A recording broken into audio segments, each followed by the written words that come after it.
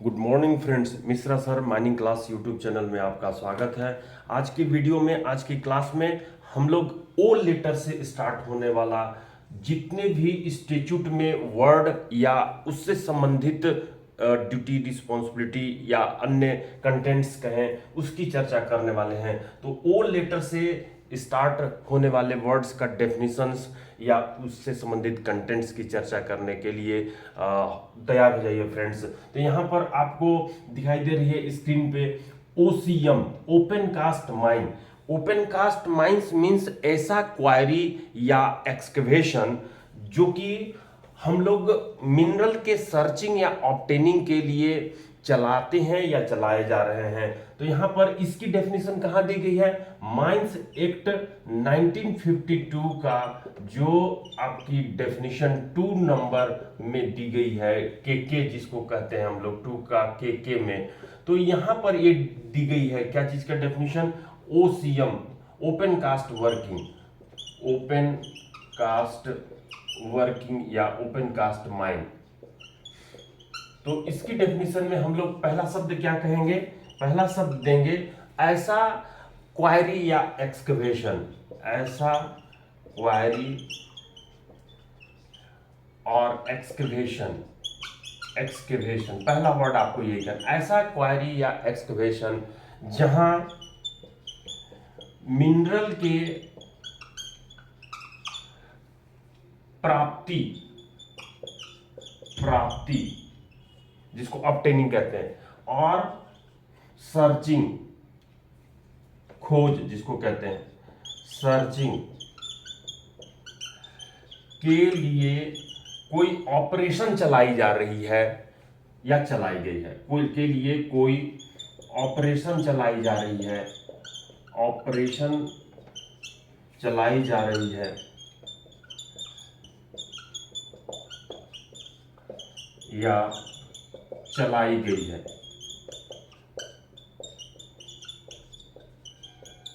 तो यहां पर आपने देखा माइंस एक्ट 1952 का डेफिनेशन में 2 पॉइंट के तहत ओपन कास्ट वर्किंग का बताया गया, ऐसा क्वायरी या एक्सकवेशन जहां मिनरल के प्राप्ति और सर्चिंग के लिए कोई ऑपरेशन चलाई जा रही है, चलाई गई है, जिसमें एक चीज और आपको ध्यान में रखनी है, जिसमें साफ्ट, इंक्लाइन या जो सुपर जेसेंट ग्राउंड फॉर्म होता है, सुपर जेसेंट ग्राउंड एक्सक्लूडेड किया जाता है, मतलब कि शामिल नहीं किया जाता है। तो ये जो आपको soft, incline, super Jason ground का मतलब क्या हुआ कि जो छत फॉर्म करती हो, हम लोग का जो छत फॉर्म करती है, ऐसा एक्सकवेशन को, क्वायरी को आप ओपन कास्ट वर्किंग में शामिल नहीं करेंगे। तो आपने डेफिनेशन जान लिया ओपन कास्ट वर्किंग का माइंस एक्ट 1952 के तहत, ऐसा क्वायरी या एक्सकवेशन जहां मिनरल के प्राप्ति और सर्चिंग के लिए कोई ऑपरेशन चलाई जा रही है, चलाई गई है, जिसमें सॉफ्ट, इंक्लाइन या सुपर जेसन ग्राउंड फॉर्म नहीं करता हो। तो इसके साथ ही जब ओपन कास्ट वर्किंग की बात करते हैं तो आपको इससे रिलेटेड जो स्टेट्यूट है साथ ही साथ आपको पढ़ लेनी होगी, ताकि आप अपने एग्जामिनेशन में उसकी जो है प्रिपरेशन अच्छे से कर सकें। तो यहां पर जो ओपन कास्ट वर्किंग का जो आपको रिलेटेड रेगुलेशन है, जैसे सीएमआर 2017 का जो रेगुलेशन आपका 101 है, रेगुलेशन 101, जिसमें roads for truck and dumper, तो roads for truck and dumper आप ओपन कास्ट माइंस में चलाते हैं, तो वहां पर क्या स्टेट्यूट है उसके लिए आपको ध्यान में रखनी होगी, roads for truck and dumper.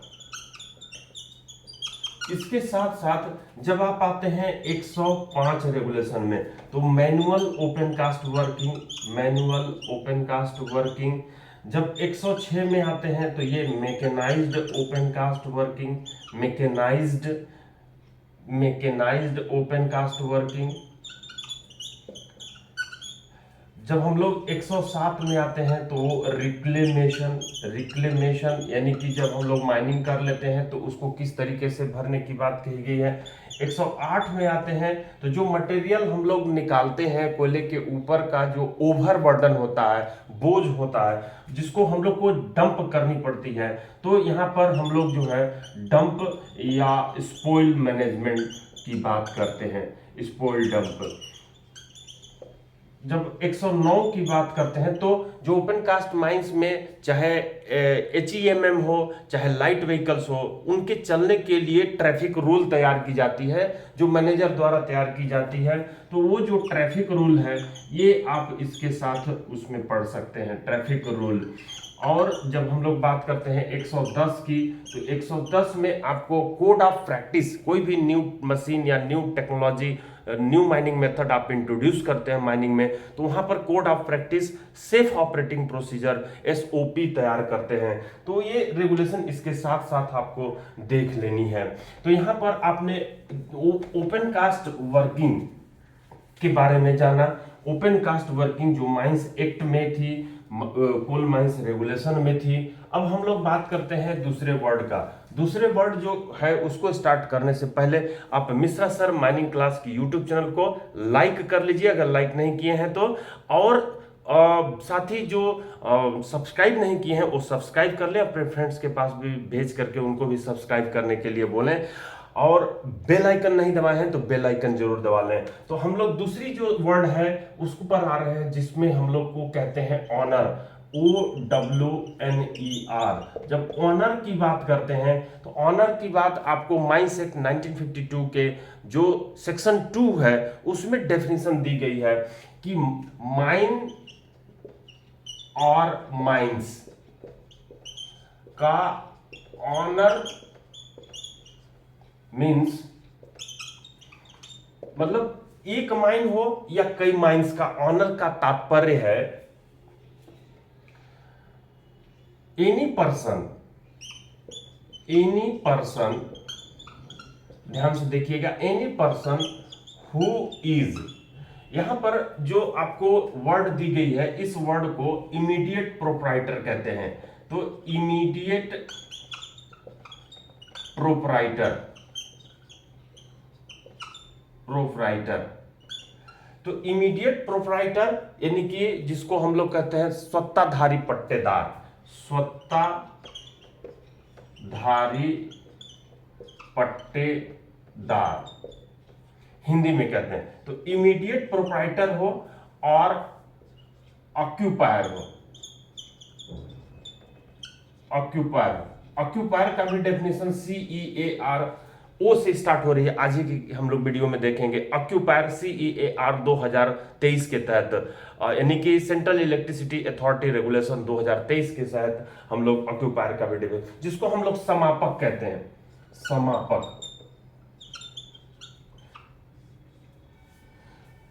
तो यहां पर जो है ऑक्यूपायर,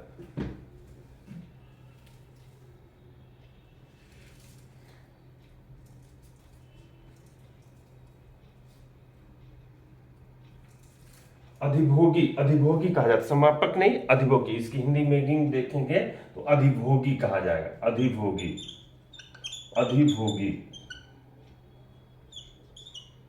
मतलब उपयोग करने वाला, अधिभोगी उपयोग करने वाला। तो एक दो वर्ड आपको याद रखनी है, माइंस और माइंस का owner means any person who is immediate proprietor और ऑक्यूपायर। एनी पर्सन, दूसरी बात हम लोग करेंगे, दूसरा वर्ड ध्यान रखेंगे, एनी पर्सन हु इज। अब यहां पर दूसरा वर्ड जो आप लोग लिक्विडेटर और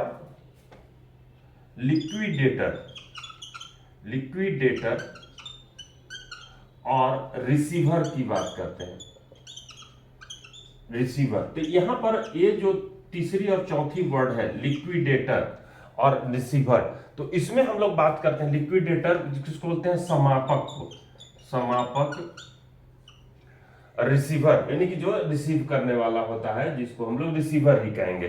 तो समापक, लिक्विडेटर, रिसीवर आप जान रहे हैं। तो liquidator, receiver, any person any person who is contractor और सबलेजी, कॉन्ट्रैक्टर और सबलीजी, सब लीजी। तो यहां पर सब लीजी या जो कॉन्ट्रैक्टर का सब कॉन्ट्रैक्टर होता है या फिर यहाँ पे कॉन्ट्रैक्टर होता है, तो उसको हम लोग जो लीज पर जो ग्राउंड लगी रहती है उसको हम लोग जो है सब लीजी के रूप में, लीज पर जो लीज लेने के बाद जो फिर कोई लीज दे देता है तो सब लीजी बोला जाता है। तो यहाँ पर contractor, sublessee, liquidator, receiver, immediate proprietor, occupier, ये जो 6 वर्ड हैं, इन्हीं 6 वर्डों में से आपको ऑनर की डेफिनेशन पूरी होती है। तो आप फिर से एक बार देख लिया, माइन और माइंस का owner means any person who is immediate proprietor, occupier, any person who is liquidator, receiver, any person who is contractor और सबलीजी। लेकिन इसमें जो लैंड के या सॉइल के जो ऑनर होते हैं, लैंड के या सॉइल के जो ऑनर होते हैं, सॉइल यानी कि जो मिट्टी, उस ऑनर होते हैं जिसके नीचे के मिनरल डिपॉजिट में उनको कोई इंटरेस्ट नहीं होता, उसको शामिल नहीं करते। ध्यान दीजिएगा, यहां पर जो लैंड और सॉइल ऑनर होते हैं, ऑनर होते हैं जो नीचे के मिनरल डिपॉजिट में, मिनरल डिपॉजिट में यानी कि नीचे कोयला अगर है में कोई इंटरेस्ट नहीं होता, कोई इंटरेस्ट नहीं होता,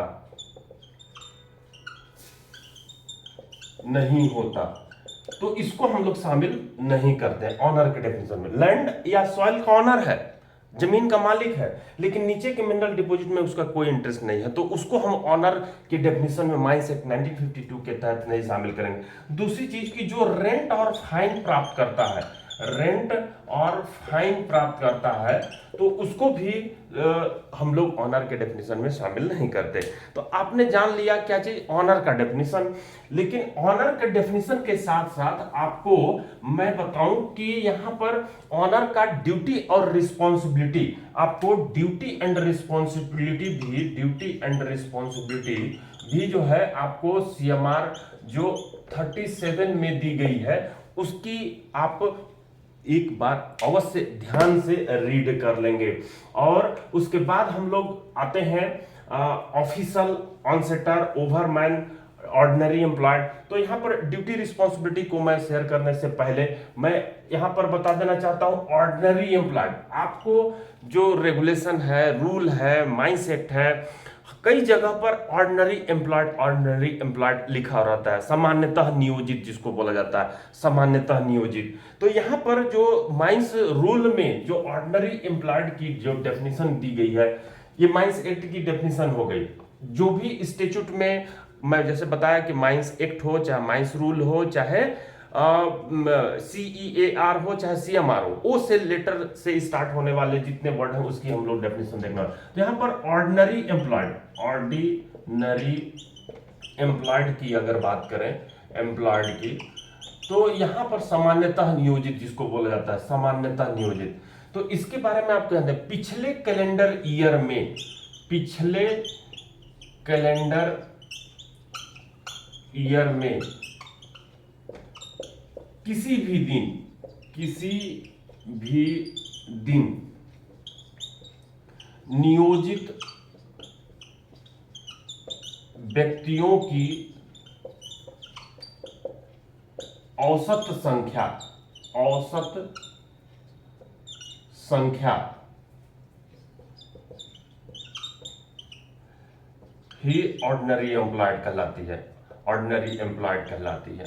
तो यहां पर इसको निकालने की फॉर्मूला है, वो फॉर्मूला आपको ध्यान देनी होगी। यहां पर पिछले कैलेंडर ईयर मतलब जो अभी चल रही है 2024 जिसको हम लोग कह रहे हैं, तो आपको 1 जनवरी से लेकर 31 दिसंबर 2023 के बीच में जो आपके यहाँ खाता में अटेंडेंस रजिस्टर में जो अटेंडेंस लगी है उसको पूरा आप काउंट कीजिए।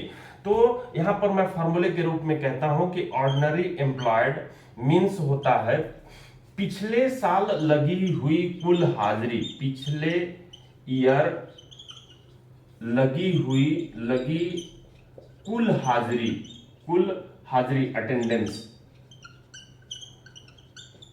कुल हाजिरी, पिछले साल लगी हुई कुल हाजिरी को आप जो है, जो नंबर ऑफ वर्किंग डेज है, number of working days, number of working days generally 300 ली जाती है, जिसमें रेस्ट डे, जो व्यक्ति का रेस्ट हुआ रहेगा, रेस्ट डे दी जाएगी, या फिर जो है जो हॉलीडे रहती है, या जो नॉन वर्किंग डे के रूप में जो संडे रहती है, जो यहाँ पर काम नहीं चलता है, तो उसको एक्सक्लूड किया जाता है नंबर ऑफ वर्किंग डे में। तो नंबर ऑफ वर्किंग डे में ध्यान रखनी है कि वो रेस्ट डे आपको एक्सक्लूड कर दी जाएगी, हॉलीडे एक्सक्लूड कर दी जाएगी। तो यहाँ पर पिछले ईयर लगी कुल अटेंडेंस आपको अगर मान बाय द वे कितनी है, तो 5,000 है, या 5,000 को आप यहाँ पे 30 वर्किंग डेज 300 है, तो इससे भाग दीजिए, तो आपको कितनी आ रही है, 3 एकम 3, 2 20, 3 छक 18 और 3 छक 18 मतलब कि 16.76। तो यहाँ पर 17 जो आपको आ रही है, ये जो है ऑर्डिनरी कैसे निकाला जाता है उसको मैं देखा। 50,000 भी कुल हाजिरी हो सकती है, 50,000 को आप भाग दीजिएगा तो 166 आएगा। तो यहाँ पर जो है आपको अगर 50,000 हो गई है, तो यही चीज जो है आपको क्या आएगी, 166 आएगी। तो यहाँ पर ऑर्डिनरी एम्प्लॉयड जो व्यक्तियों की संख्या हो गई वो 166 हो गई। जब 50,000 आप कुल हाजिरी अटेंडेंस खाता में जब आप गिनते हैं, तो ऑर्डिनरी एम्प्लॉयड की कुल हाजिरी हो गई। अब यहाँ पर जब हम लोग बात करते हैं ऑर्डिनरी एम्प्लॉयड की, तो ऑर्डिनरी एम्प्लॉयड समझ गए, पिछले कैलेंडर ईयर में किसी भी दिन नियोजित व्यक्तियों की औसत संख्या ही ऑर्डिनरी एम्प्लॉयड कहलाती है, जिसको फार्मूले रूप में आप लिख लीजिए, वो ऑर्डिनरी एम्प्लॉयड इक्वल्स टू पिछले ईयर लगी कुल attendance divided by number of working day. Example के लिए आप 50,000 रखिए, अगर जो हाजिरी लगी है उसको वर्किंग डेज 300, जनरली 365 दिन का साल का होता है, और लेकिन संडे उसमें हॉलीडे माइनस करके आप देखिएगा तो 300 लगभग आएगी, तो ये 166 आ रही है। तो 166 जो है आपके 166 ए ऑर्डिनरी एम्प्लॉयड हो गई। तो यहां पर जब बात करते हैं कमिटी, सेफ्टी कमिटी की, तो सेफ्टी कमिटी में कहा गया पिछले कैलेंडर ईयर में नियोजित व्यक्तियों की संख्या अगर 100 से अधिक है, तो अपने खान में आप ऑर्डिनरी सेफ्टी कमिटी का गठन करेंगे। जब वर्कमैन इंस्पेक्टर की बात करते हैं, तो वही आपके खदान में सामान्यतः नियोजित व्यक्तियों की संख्या अगर 500 से अधिक है, तो वर्कमैन इंस्पेक्टर। तो ये सामान्यतः नियोजित व्यक्तियों की संख्या कैसे निकलती है, ये हम लोग को माइंस रूल 1955 का, माइंस रूल 1955 का जो आपकी पॉइंट 2 डेफिनेशंस में इसकी चर्चा की गई है, ऑर्डिनरी एम्प्लॉयड की कर लिए हम लोग। अब यहाँ पर हम लोग बात करते हैं ऑफिसर इंचार्ज कैंटीन की। तो ऑफिसर इंचार्ज कैंटीन की मैं आपके ऊपर इसको छोड़ता हूं, और इससे संबंधित प्रश्न बहुत ही सिंपल सा है डेफिनेशन, इससे संबंधित प्रश्न मैं शेयर करता हूं। उस प्रश्न का जवाब आप कमेंट बॉक्स में कमेंट्स दीजिए कि कौन सी ऑप्शन होगी ऑफिसर इंचार्ज कैंटीन की। वैसे आपकी स्क्रीन में जो शेयर किया हूं, इसमें आपको दिखाई दे रही होगी, थोड़ी ब्लर दिखाई दे रही है, मैं उसको थोड़ा सा आपको क्लियर कर देता हूं। तो अब आपको क्लियर दिखाई दे रही है। तो यहां पर ओ आपको दिखाई दे रहा है, ओ लेटर से स्टार्ट होने वाले जो वर्ड्स हैं मिश्रा सर माइनिंग क्लास पर, जिस पर कॉन्टैक्ट नंबर 9308 63015, मेरे कर्सर के साथ नज़र को मूव कीजिए, 9308 63015, ये आप कॉन्टैक्ट नंबर है, क्लासेस के लिए भी कॉन्टैक्ट कर सकते हैं। तो यहाँ पर मैं ऑर्डिनरी एम्प्लॉयड का डेफिनेशन आपको बता दिया। Ordinary employed this means average number of person employed per day in the mine और पार्ट, माइन या उसके किसी भाग में, in the preceding calendar year, जिसको मैं निकाला भी। This is obtained by the formula number of man shift work divided by the total number of working days excluding rest days and non working days, जिसको पिछले calendar year में कुल हाजिरी बटे 300 वर्किंग डेज को करके मैं निकाला हूं। तो यहां पर आपने देखा क्या चीज, जो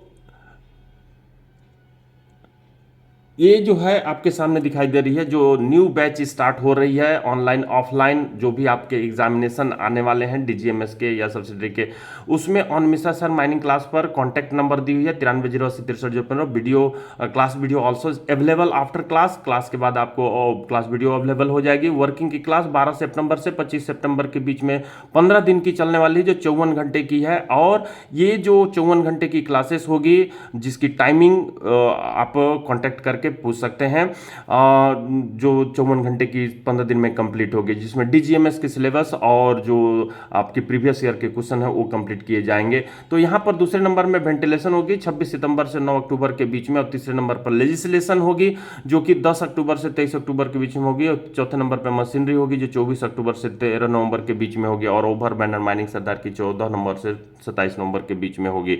तो यहाँ पर रेगुलर क्लासेस भी जो है प्रोवाइड किए जा रहे हैं, रेगुलर क्लासेस भी चल रहे हैं। तो ये तो हम लोग देख लिए क्या चीज़ का जो क्लासेस चल रही है उसका। तो यहाँ पर आप देख रहे हैं कि माइंस एक्ट 1952 का के ओपन कास्ट माइन हम लोग देख लिए, डेफिनेशन इसका ओपन कास्ट वर्किंग का, ऑनर का डेफिनेशन देख लिए। यहाँ पर ऑफिशियल की डेफिनेशन दी हुई है। तो उसके पहले मैं ये आपको प्रश्न शेयर कर देता हूं जिस पर ये प्रश्न बनी हुई है। तो ये जो आपको दिखाई दे रही है क्वेश्चन नंबर 17, तो क्वेश्चन नंबर आप पहले 16 ले लीजिए आज के लिए, और इसको कमेंट्स बॉक्स में कमेंट्स दीजिएगा। क्या कह रहा है question number 16? No person shall act और be appointed as a manager of a more than one mine except with the previous permission in writing of the chief inspector and subject to such condition as may be specified therein, provided that no such permission shall have effect for a period exceeding dash dash unless renewed। कहने का मतलब कि कोई भी ऐसे व्यक्ति को काम नहीं कराया जाएगा, न अपॉइंट किया जाएगा एज ए मैनेजर के रूप में मोर देन वन माइन में, एक से अधिक माइन में, न किसी व्यक्ति को काम कराया जाएगा, न अपॉइंट किया जाएगा, जब तक कि चीफ इंस्पेक्टर जो उत्पल शाह साहब हैं उनके द्वारा लिखित में परमिशन नहीं ली जाती है, और उसमें उनके द्वारा शर्तें लागू होंगी, और जो परमिशन होगी वो जब तक रिन्यूड नहीं कर ली जाती है तब तक वो कितने मंथ से या कितने ईयर से अधिक पीरियड से के लिए इफेक्टिव नहीं होगा। तो वो ऑप्शन है ए में 2 साल, बी में 1 ईयर, सी में 6 मंथ, डी में 3 मंथ, ई में 30 डेज। तो आप इसका आंसर कमेंट्स बॉक्स में कमेंट्स दे करके बताइए कि क्या होगी इसकी आंसर। हम अगले प्रश्न, जो कि दूसरी प्रश्न मैं आपको आज का देने वाला हूं, आपके सामने दिखाई दे रही है।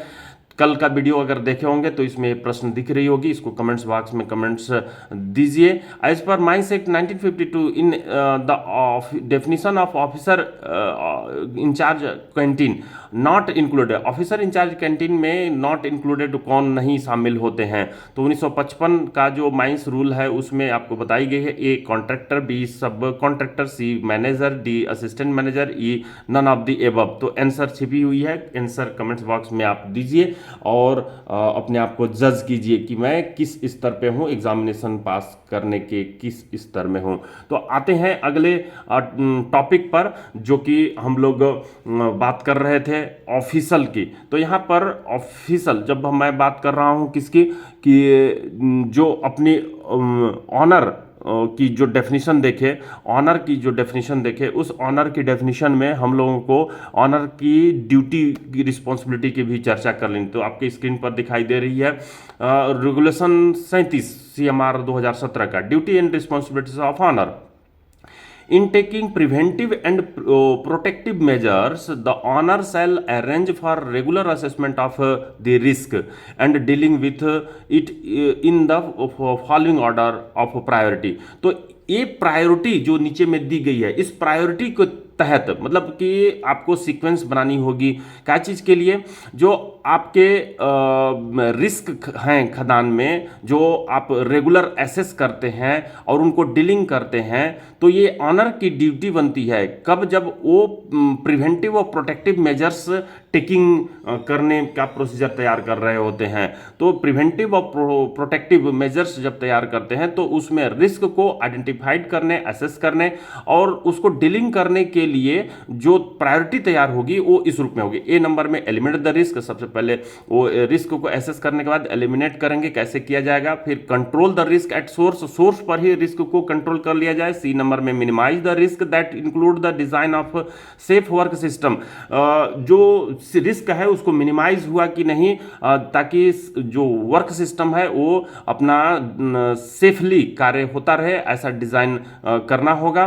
डी नंबर में in so far as the risk remains provide for the use of PPE, अगर रिस्क फिर भी रह जाता है आप इसको फॉलो करने के बाद, तो आप जो है पीपीई प्रोवाइड करेंगे, पर्सनल प्रोटेक्टिव इक्विपमेंट प्रोवाइड करेंगे। मतलब कि अगर शोर जो आप 85 डेसिबल से डाउन करना चाह रहे थे लेकिन अगर नहीं डाउन कर पा रहे हैं तो आपको फिर जो है protective PPE, year muff, ear plug आपको प्रोवाइड करना होगा।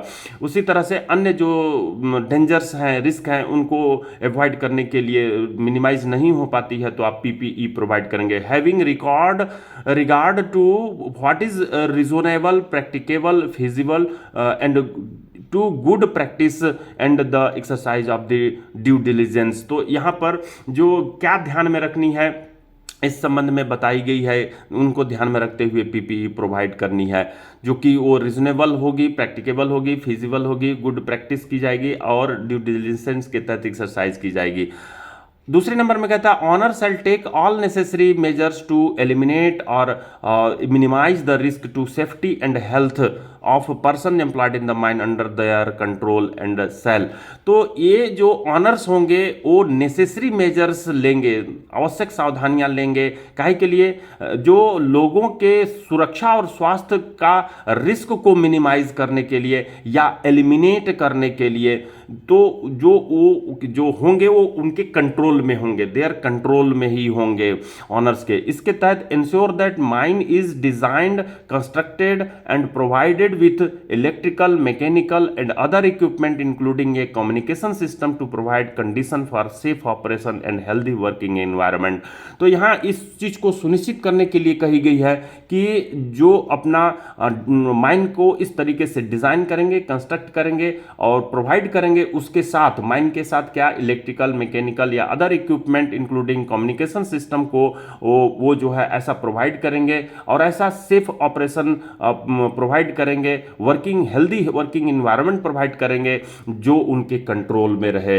तो इस तरीके से जो ऑनर के जो रिस्पॉन्सिबिलिटी है प्लेन लैंग्वेज में है, इनको एक बार जो है कंप्लीट कर लेनी होगी। जैसे तीसरे नंबर में की बात की जाती है, the owner shall ensure preparation of emergency response plan specific to each mine for reasonably feasible industrial and natural disaster. मतलब कि ऑनर जो होंगे इमरजेंसी रिस्पॉन्स प्लान, जब हम लोग CMR 252 जिसमें कि इमरजेंसी रिस्पॉन्स प्लान की बात की गई है, उसको प्रिपरेशन करके सुनिश्चित करेंगे, तैयार करके सुनिश्चित करेंगे टू ईच माइन, प्रत्येक माइन के लिए, फॉर रीजनेबली फोर्सिएबली जो इंडस्ट्रियल नेचुरल डिजास्टर, जो फोर्सिएबल इंडस्ट्रियल या नेचुरल डिजास्टर जब उत्पन्न होती है तो उस समय उसको उपयोग में लाया जा सके। चौथे नंबर में कहता है कि where workers are expose to physical, chemical या biological hazard the owner shall. अगर वर्कर जो है फिजिकल, केमिकल या बायोलॉजिकल हजार्ड से संबंधित हो तो ऑनर को क्या करनी होगी, ये जो वर्कर होंगे इन्फॉर्म करनी होगी कंप्रिहेंसिबल मैनर में, उनको इन्फॉर्म करके साथ में जो हजार्ड्स एसोसिएटेड हैं with their work, the health risk involve and relevant preventive and protective measures. तो जो खतरे हैं उनको बताना और उसके प्रिवेंटिव और प्रोटेक्टिव मेजर्स होंगे उसको बताना। Take appropriate measures to eliminate और minimize the risk resulting from the expose to those hazard. इस हजार्ड पर जो एक्सपोज होते हैं, काम करते हैं, उनमें जो शामिल रिस्क होती है उसको एलिमिनेट और मिनिमाइज करने के लिए एप्रोप्रिएट मेजर्स लेने की बात कही गई है। तो ये जो रिस्क होती है उनके संबंध में ये लेने की बात कही जा रही है। तो अब आते हैं पांचवें number, the owner shall ensure that, owner निश्चित करेंगे educate training and retraining programme and comprehensive essential instructions are provided for the workers at no cost to them, मतलब कि यहाँ पर ट्रेनिंग और रीट्रेनिंग प्रदान करने की बात कही गई है, जिस पर उनके द्वारा वर्कर से कोई कॉस्ट नहीं ले जाएगी और उनकी हेल्थ और सेफ्टी मैटर पर वो उसको बताया जाएगा। Adequate supervision and control provided in each shift to secure the safe operation of the mine. यहाँ पर पर्याप्त सुपरविजन की बात कही गई है कि वो पर्याप्त सुपरविजन की भी व्यवस्था करेंगे। तो यहाँ पर जो भी कोई all accident and dangerous occurrences होती है उसको इन्वेस्टिगेट करने, अप्रोप्रिएट रेमेडियल में एक्शन लेने की बात कही गई है। Report of information notices specified under regulation 8, regulation 8 के तहत, जिसको डेंजरस अक्रेंस हम लोग कहते हैं, तो उसके तहत जो नोटिसेस देने की बात होती है, वो इंफॉर्मेशन देने की बात होती है रीजनल इंस्पेक्टर या चीफ इंस्पेक्टर को, तो उसके संबंध में कही गई है। छठवां में जो आखिरी पॉइंट है, the owner shall ensure regular health surveillance of workers expose to occupational health hazard specified to the mining operation. तो माइनिंग ऑपरेशन से संबंधित जो हेल्थ सर्विलेंस है, वर्कर्स जो एक्सपोज्ड होते हैं उस पर जो है उनको लेनी है एक्शन। तो यहाँ पर जो है आप ऑनर की जो ड्यूटी रिस्पॉन्सिबिलिटी देखें, उसके साथ ही हम लोग देखने वाले हैं जो अगली डेफिनेशंस है, जिसमें कि ऑफिसल की बात करें, ऑफिसल जिसको हम लोग कहते हैं पदाधिकारी। तो पदाधिकारी मतलब ऑनर, एजेंट या मैनेजर द्वारा अपॉइंट किया गया, लिखित रूप से अपॉइंट किया गया वह व्यक्ति जो माइन या माइन के किसी भाग के सुपरविजन व कंट्रोल के लिए रिस्पॉन्सिबल होता है। तो यहां पर ऑफिसल का आप डेफिनेशन देख रहे हैं।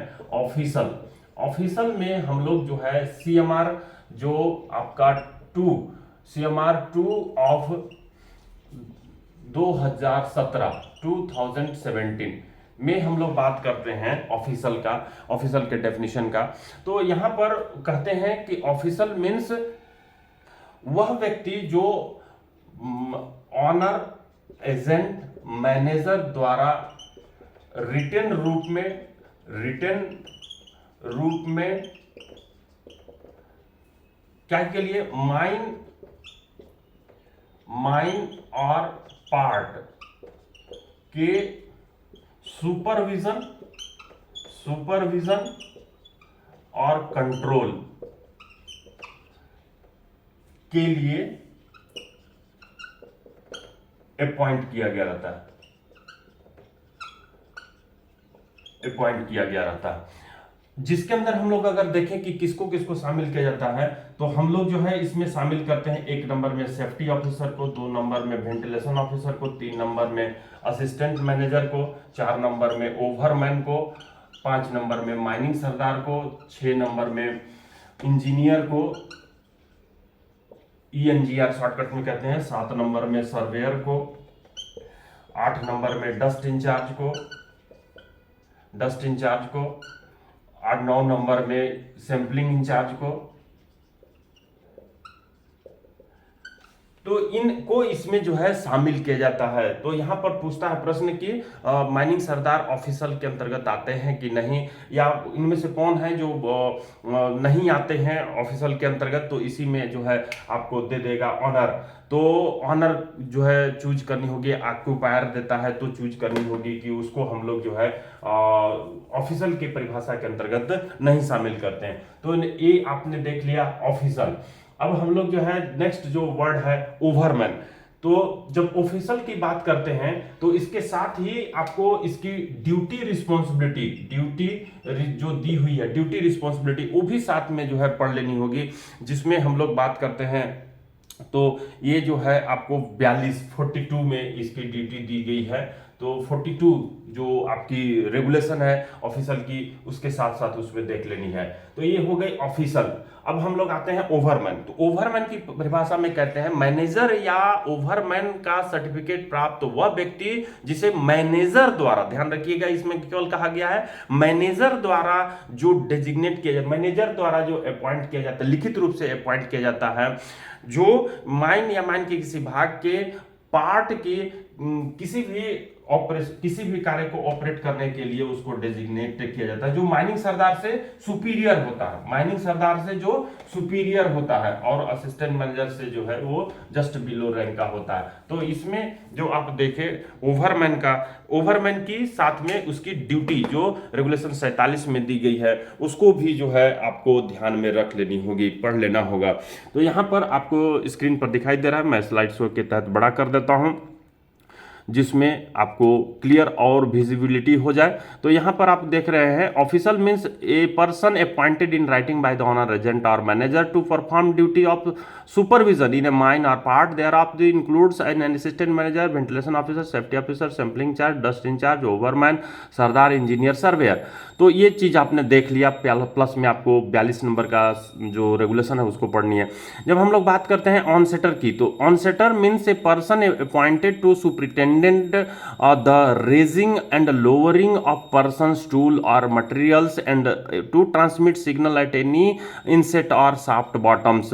तो इनसेट या सॉफ्ट बॉटम पर, इनसेट मतलब कि सॉफ्ट में जो कोई भी रुकने की जगह होती है, सॉफ्ट के बीच में, पिट बॉटम और पिट टॉप के अलावा सॉफ्ट के बीच में जो रुकने की स्थान होती है उसी को हम लोग जो है क्या कहते हैं, इनसेट कहते हैं। तो यहां पर इनसेट पर या पिट बॉटम पर, जिसको सॉफ्ट बॉटम भी कहते हैं, नियुक्त किया गया, अपॉइंट किया गया वह व्यक्ति जो किस किस चीज के लिए, पर्सन, टूल और मटेरियल की रेजिंग ऊपर उठाने और लोअरिंग करने की देखरेख करने के लिए, सुपरिटेंड करने के लिए नियुक्त किया गया रहता है, और जो सिग्नल भी देने के लिए नियुक्त किया गया रहता है। तो ये हो गई ऑन सेटर की डेफिनेशन।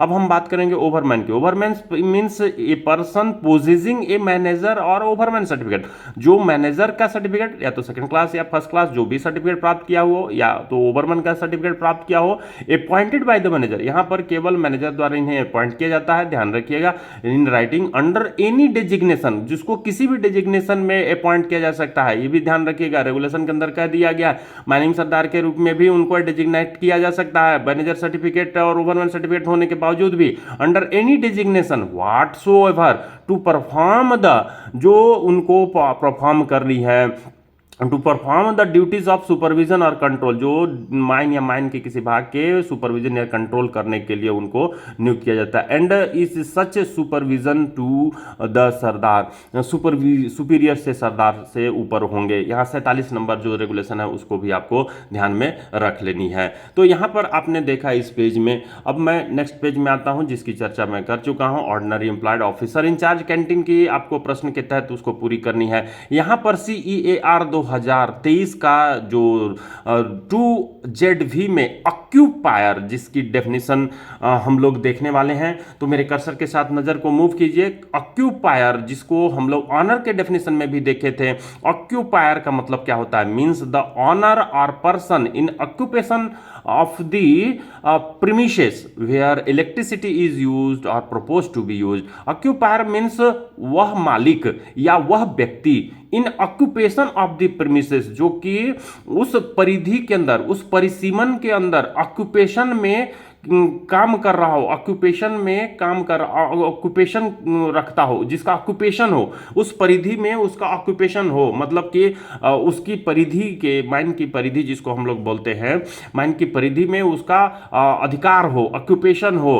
तो जो जहां पर इलेक्ट्रिसिटी यूज्ड और प्रपोज टू बी, जहां पर इलेक्ट्रिसिटी उपयोग करने की बात कही गई है या इलेक्ट्रिसिटी उपयोग करने के लिए प्रपोज की गई है, उसको ऑक्यूपायर कहा जाता है, जिसको हम लोग जो है ऑक्यूपायर कहते हैं।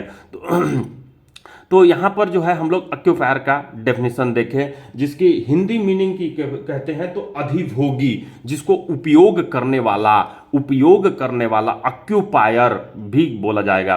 CER 2023 के 2ZW के तहत ओपन स्पार्किंग, जब ओपन स्पार्किंग की बात करते हैं तो जो इंट्रिंसिकली सेफ एपरेटस की डेफिनेशन में ओपन स्पार्किंग की चर्चा की गई थी। जगह जगह पर भी बिजली वाले जो कानून हैं उन पे ओपन स्पार्किंग की वर्ड की चर्चा की जाती है। Means sparking which owing to the lack of adequate provisions for preventing ignition inflammable gas external to the apparatus would ignite such inflammable gas। जो इन्फ्लेमेबल गैस को इग्नाइट करने के लिए जो apparatus की बात की जा रही है, जो कि इन्फ्लेमेबल गैस जो बाहरी वातावरण में रहती है उसको इग्नाइट करने से रोकने के लिए अगर जो प्रोविज़न बनाई गई है वो अगर एडिक्वेट नहीं होती है या उसमें कमी रह जाती है तो उसके कारण से जो बिजली के सर्किट में जो आपकी स्पार्क निकलती है उसी को ओपन स्पार्किंग कहा गया है। तो CER 2023 टू ZX के तहत ऑनर एजेंट और मैनेजर की वहां भी डेफिनेशन दी गई है। माइन का ऑनर एजेंट मैनेजर किसको कहा जाता है? Have the same meaning as are designed to them in Mines Act 1952 section 18 of the mines 1952।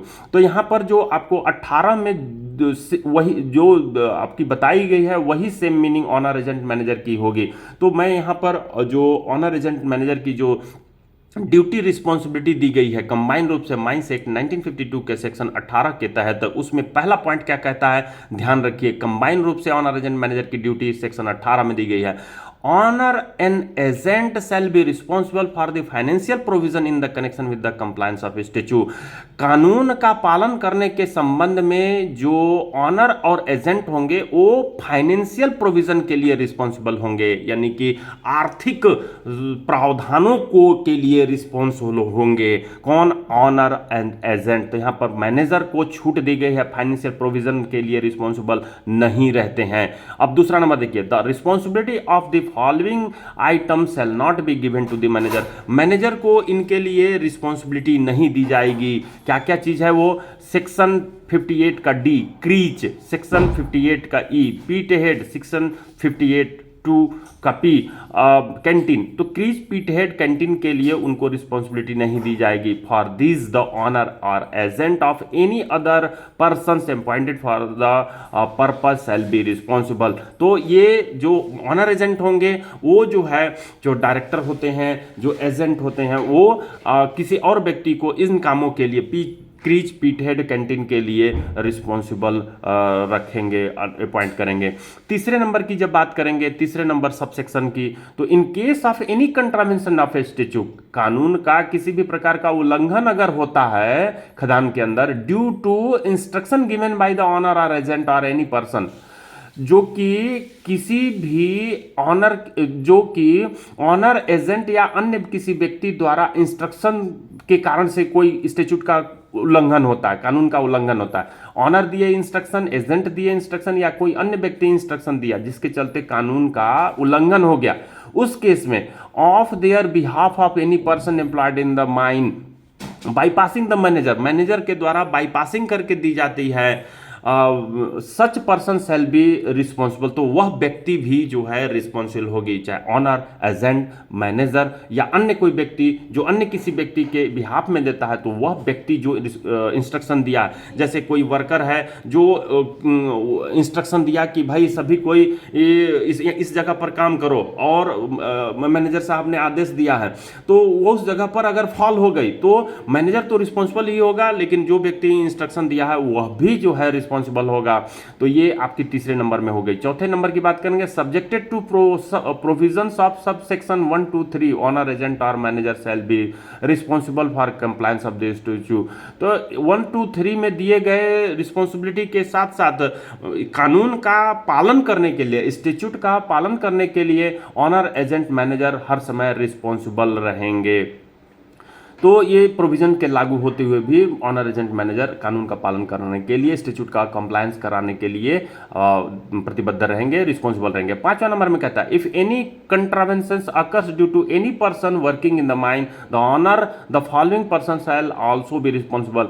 अगर कोई कंट्रावेंशन होती है, उत्पन्न होती है due to the any person working in the mine, जो कि माइन में जो कोई भी व्यक्ति पर्सन जो वर्किंग कर रही है उसके कारण से कंट्रावेंशन होती है, मतलब कि कोई कॉन्ट्रैक्टर काम कर रहा है या कोई अन्य को काम करने के लिए परमिशन दी गई है, तो उसके कारण से कोई कानून का उल्लंघन होता है, तो ये वो व्यक्ति के साथ यहाँ पर ये व्यक्ति भी जो है रिस्पॉन्सिबल होंगे। कौन कौन? Supervisors. B number, the owner agent manager of the mine, the person appointed under section 2। तो सेक्शन 2 के तहत जो है जो क्रीज पीटहेड कैंटीन को देखरेख करने के लिए जो पर्सन अपॉइंटेड की जाते हैं वो भी व्यक्ति रिस्पॉन्सिबल होंगे अगर कानून का उल्लंघन होता है तो।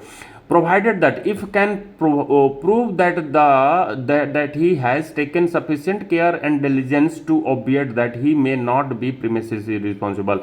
अगर उनमें से कोई व्यक्ति, जैसे कैंटीन वाला बोल रहा है ऑन ऑफिसर इंचार्ज कैंटीन, कि भाई हमने पूरी तरह से उसकी स्टेच्यू को पालन करने के लिए मैंने पूरा उसकी सावधानियों को पालन किया था, और वो प्रूफ कर देता है, provided that in case of the proof कर देता है he has taken sufficient care, उन्होंने सफिशिएंट केयर लिया था, तो उस केस में वो प्रिमेसी रिस्पॉन्सिबल नहीं होंगे। छठवां नंबर में ऑनर और एजेंट, मेरे कर्सर के साथ नजर मूव कर रहे होंगे, ऑनर और agent of the mine can not take a defence on the ground of the manager that manager और other officer have been appointed. तो यहाँ पर जो ऑनर एजेंट होंगे वो मैनेजर या अन्य ऑफिसर जो अपॉइंटेड हैं उनके अगेंस्ट में, उनके लिए जो है डिफेंस का काम नहीं करेंगे। तो इस तरीके से जो आपको दी गई है मिश्रा सर माइनिंग क्लास की जो यूट्यूब चैनल पर ओ लेटर से जो स्टार्ट होने वाले जो भी कंटेंट थे उनको आपने देखा। कल की वीडियो में KLMN QRSTUVW, तो यहाँ पर ओ के बाद जो नेक्स्ट लेटर होगी उसको हम लोग कल लेकर के आएंगे। मिश्रा सर माइनिंग क्लास की यूट्यूब चैनल को लाइक कर लीजिए, सब्सक्राइब कर लीजिए और अपने फ्रेंड्स के पास भी शेयर करते हुए लाइक सब्सक्राइब करने के लिए बोलिए और बेल आइकन दबाना ना भूलिए friends. Thank you, next video में फिर से मिलते हैं।